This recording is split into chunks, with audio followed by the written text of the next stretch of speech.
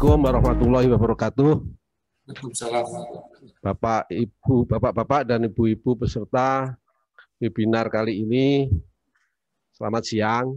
Tadi saya lihat ada Pak Gatot, ada Pak Durce barangkali dari Padang dan bapak-bapak yang lain yang saya kenal di pabrik semen. Selamat siang. Kemudian juga ada mantan murid saya barangkali ya, beberapa mantan murid saya lagi dengerin juga. Alhamdulillah kita masih diberi kesempatan untuk bertemu ini meskipun hanya daring ya, kira-kira begitu. Baik, saya akan coba menjelaskan secara sekilas tentang teori bagaimana merancang suatu peningkatan kinerja fan besar. Nah tentunya kalau hanya teori nanti saya dikira seperti sastra mesin gitulah kira-kira. Jadi akan lengkap apabila teori ini dilengkapi dengan simulasi numerik, karena zaman sekarang kalau hanya teori tidak dilengkapi dengan numerik rasanya kurang pas gitu. Nah, tidak hanya itu juga, bahkan kedua fan yang telah kami modifikasi ini juga sudah diaplikasikan di lapangan, jadi nanti saya dibantu Pak Arief untuk simulasinya. Kemudian untuk testimoninya bahwa memang kita bisa gitu ya kira-kira, Indonesia bisa lah kira-kira gitu, meningkatkan kinerja suatu fan besar. Pak Dandun dari Solusi Bangun Indonesia nanti akan cerita tentang bagaimana kinerja fan ini sebelum dan sesudah modifikasi. Baik, yang saya maksud dengan fan besar itu adalah fans, dalam hal ini centrifugal fan ya. Centrifugal fan dengan diameter impeller kira-kira lebih dari 2 meter. Jadi kalau diameternya kurang dari 2 meter ya belum besar lah kira-kira gitu. Kemudian daya motornya itu kira-kira lebih dari 500 kW. Nah kemarin ada pertanyaan dari mantan mahasiswa saya, Pak kalau fan cooling tower itu kan diameternya lebih besar-besar lagi gitu. Ya tapi fan cooling tower itu axial fan, jadi bukan centrifugal fan, jadi tidak kami bahas di sini karena biasanya untuk axial fan daya motornya masih kurang dari 500 kW meskipun diameternya sudah 3 meter atau 4 meter. Jadi kita batasi saja diskusi kali ini untuk centrifugal fan dengan diameter lebih dari 2 meter. Baik, mengapa fan besar ini menjadi penting? Karena salah satu peralatan vital ini di industri, terutama industri besar seperti pabrik semen, kemudian pabrik listrik, kemudian pabrik nikel dan lain sebagainya. Fan ini merupakan alat yang penting dan mengonsumsi energi yang signifikan juga. Dan apabila ada masalah dari salah satu fan ini, misalkan ID fan di pabrik semen, tentunya bisa jadi masalah bagi keseluruhan pabrik. Nah, selain itu memang harganya juga mahal dan perlu waktu pengadaan yang cukup lama apabila fan ini rusak misalnya begitu.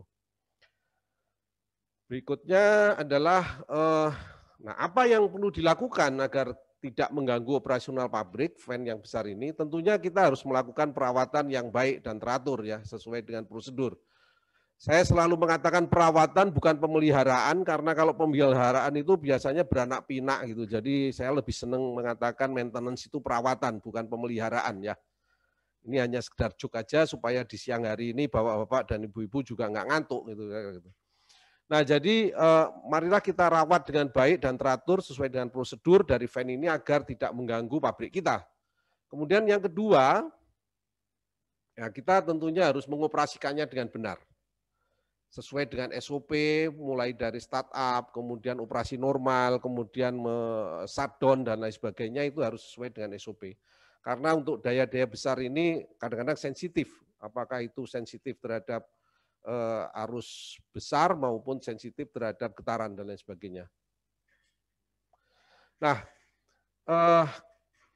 bahkan kadang-kadang untuk pabrik yang sensitif kita perlu punya cadangan agar selalu siap ya. Jadi kalau karena waktu untuk memesan fan besar ini cukup lama, kadang-kadang kita perlu cadangan. Jadi kalau salah satu dari fan kita bermasalah, kita segera bisa menggantinya dan tidak perlu stop yang terlalu lama. Nah, pertanyaannya adalah kadang-kadang dengan berjalannya waktu, agar konsumsi energinya lebih efisien dan lebih hemat biaya operasional, itu bagaimana caranya? Nah, inilah yang akan kita pakai sebagai dasar dari meningkatkan kinerja fan ini. Nah, jadi yang melatar belakangi adanya keinginan untuk meningkatkan kinerja fan ini ada beberapa terutama ya. Yang pertama adalah fan ini mengalami keausan dengan berjalannya waktu, sehingga ada waktunya memang harus diganti. Tapi pada saat ganti itu bagaimana kalau bisa meningkatkan kinerjanya sehingga setelah diganti kita akan mendapatkan efisiensi yang lebih baik, kemudian biaya operasional yang lebih rendah, dan keuntungan-keuntungan lain mungkin tidak bergetar dan lain sebagainya, bergetarnya sedikit dan lain sebagainya. Nah, selain itu dengan berjalannya waktu juga biaya perawatan ini makin tinggi ya. Jadi karena biaya perawatan tinggi ya kalau memang saatnya diganti ya alangkah baiknya kalau kita ganti gitu. Nah, selain itu memang biaya operasi ini kalau perawatannya makin tinggi, aus, bergetar, listriknya juga meningkat karena efisiensinya turun juga biasanya. Nah, ada satu alasan lain ya, ini yang nomor 4 ini. Nah, ini yang dialami oleh PT Solusi Bangunan Indonesia yang di Cilacap itu, yang dulu Holcim itu. Kami bersama Mas Dandu dan kawan-kawan, karena adanya alasan ini, adanya perubahan karakteristik proses akibat optimalisasi sistem. Jadi pabrik semen tentunya Bapak sudah tahu bahwa pabrik semen itu pabrik yang intensif energi, sehingga seberapapun penghematan itu akan lebih baik.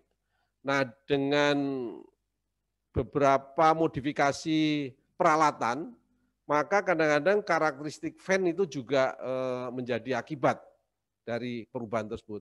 Jadi optimalisasi proses yang lain menyebabkan permintaan debit dan static pressure dari fan ini berubah. Nah, sedangkan fan yang ada bahkan kadang-kadang bisa menjadi lebih tidak efisien kalau tetap digunakan. Nah, oleh karena itu waktu itu Mas Dandun dan kawan-kawan berkeinginan untuk meningkatkan efisiensinya, kemudian mencocokkan titik kerjanya dengan proses yang sudah diubah demi kebaikan pabriknya ini. Nah, kemudian alasannya lain beberapa ini ada ide agar impeller fan ini dapat diproduksi di bengkel dalam negeri, karena bengkel dalam negeri tentunya juga sudah makin maju, sehingga mampu membuat fan ini tidak hanya mulai dari memotong, menekuk, mengelas, kemudian melakukan heat treatment dan lain sebagainya, tapi komplit sampai membalance pun sudah ada yang bisa. Oleh karena itu untuk memenuhi ide seperti ini ya kita bisa lakukan di dalam negeri ini. Selain itu bagi BUMN terutama meningkatkan total kandungan dalam negeri atau TKDN ini merupakan anjuran pemerintah. Jadi dengan mematuhi ini maka tentunya kandungan dalam negeri dari peralatannya menjadi meningkat dan kinerjanya secara total akan menjadi lebih baik dari pabrik tersebut. Nah, selain itu tentunya akan menghormati atau ya memberi kesempatan kepada bangsa kita sendiri untuk ikut berpartisipasi dalam membuat peralatan-peralatan industri yang biasanya impor gitulah, kira-kira gitu. Nah, ini saya selalu dengungkan sejak saya muda ini. Saya selalu pengen bahwa dalam negeri ini di industri pun harus maju, makanya saya berusaha belajar untuk mendesain fan ini supaya industrinya juga maju. Sebab kalau yang mendesain juga nggak ada, juga yang bikin belum tentu bisa juga. Paling bisa ya nyontoh desain yang ada gitu. Nah, oleh karena itu ISBI berusaha untuk belajar untuk meningkatkan kemampuan desainnya sehingga bisa memperbaiki fan-fan besar seperti ini. Nah, Tentunya dari dalam negeri ini ada keuntungan lain yang bisa ditarik, yaitu efisiensi biaya fabrikasi fan dan waktu pengadaan yang barangkali bisa lebih pendek dengan biaya yang lebih kompetitif, barangkali begitu. Nah, itu latar belakang dari kenapa fan ini perlu ditingkatkan kinerjanya. Nah, tentunya supaya dalam memodifikasi tersebut itu tidak terlalu banyak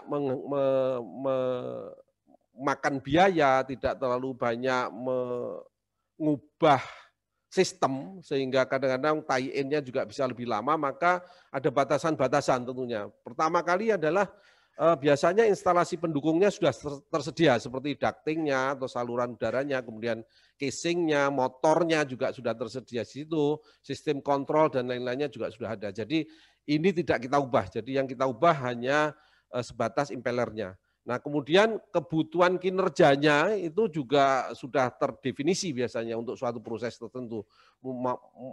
Mulai dari flow atau debit alirannya, kemudian tahanan alirannya, kemudian daya motor yang dibutuhkan, bukaan damper kalau itu tidak pakai variable speed misalnya, putaran dan lain-lain sebagainya itu sudah tersedia. Nah, itu tidak kita ubah juga, justru kita penuhi. Kemudian nah ini prestasi yang diinginkan menjadi lebih baik tentunya. Mulai dari flow, static pressure-nya, daya motor, kausan, bagian yang aus dan biaya perawatannya akan lebih baik. Terutama daya motor ini berkaitan dengan efisiensinya. Jadi kalau efisiensinya kita tingkatkan, tentunya daya motornya akan turun. Nah, inilah yang sasaran yang akan kita tuju, namun batasannya ini, beberapa batasan ini tidak boleh kita langgar lah kira-kira gitu. Baik, kemudian jadi sasaran modifikasi fan besar ini apa? Dari sisi desain kira-kira yang mendesain ulang impeller fan dengan menggunakan bahan tahan aus, karena ini di pabrik semen beberapa fan mengalami aus yang berlebih barangkali karena memang material yang diangkut itu tidak hanya udara murni tapi udara yang bercampur dengan debu. Nah, dengan konsumsi daya seminimal mungkin atau efisiensi setinggi mungkin, itu kira-kira sasarannya. Jadi yang diubah itu adalah impellernya ya, terutama impellernya. Porosnya pun tidak. Jadi impellernya saja. Kemudian mencocokkan ukuran fan dengan casing dan instalasi ducting yang sudah ada, sehingga meminimalkan kerugian karena tahanan aliran maupun kerugian pada saat kerugian waktu terutama pada saat tie-in. Nah, kemudian sasaran yang lain adalah memungkinkan untuk memanufaktur di bengkel dalam negeri atau bengkel lokal untuk mengurangi biaya fabrikasi dengan tanpa menurunkan kualitas bahan dan kinerja fan. Nah, ini jadi syaratnya adalah tidak menurunkan kualitas bahan dan kinerja fan, bahkan meningkatkan tentunya. Sama saja nggak dibayar kira-kira gitu kalau desainer itu. Nah, ini adalah dua contoh gambar dari impeller fan yang kami pernah ubah, ISBI pernah ubah, yaitu yang pertama adalah finish mill fan dengan diameter luar dari impellernya ini sekitar 2,3 meter. Kemudian yang kedua adalah raw mill fan, ini yang lebih besar lagi, jadi double impeller seperti ini dengan diameter kira-kira 3,5 meter ini, 3,5 meter. Nah, waktu itu untuk finish mill fan ini dipasang dengan sudu-sudu yang straight ini, sudu yang lurus ini, sehingga keausannya tinggi dan coatingnya tinggi. Nah, oleh karena itu Mas Dadun waktu itu pengen apa mungkin ya ini diubah menjadi tidak straight tapi dengan kelengkuan tertentu diharapkan mengurangi keausan, mengurangi coating dan bisa meningkatkan efisiensinya sehingga dayanya turun. Kalau bisa juga getarannya turun sehingga tidak sering trip, kira-kira gitu. Nah, khusus untuk ini memang tadi fan yang tersedia ini barangkali terlalu besar untuk kondisi operasi yang diinginkan, sehingga memang perlu titik kerja yang lebih efisien, titik kerja yang lebih pas dengan kondisi yang ada di lapangan setelah terjadinya modifikasi atau optimalisasi proses.